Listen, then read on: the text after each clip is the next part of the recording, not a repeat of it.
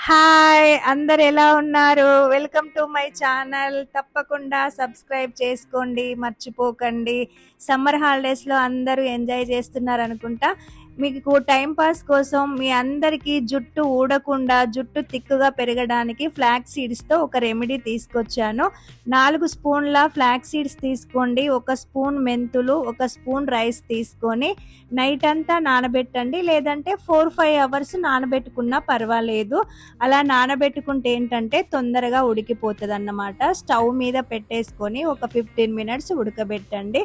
అలా జిగురు జిగురు వస్తుంది. ఇలా జిగురు జిగురు వచ్చిన దాన్ని మనము కాటన్ క్లాత్లోనే ఫిల్టర్ చేసుకోవాలి. ఎందుకంటే అది ఫిల్టర్ దాంట్లో రాదు.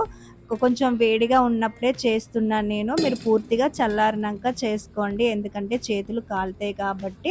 ఇలా ఫిల్టర్ చేసుకోండి. మంచిగా ఫిల్టర్ చేసుకున్న తర్వాత ప్యూర్ కోకోనట్ ఆయిల్ నేను పట్టించుకున్నానండి, కుడకలు తీసుకొచ్చేసి.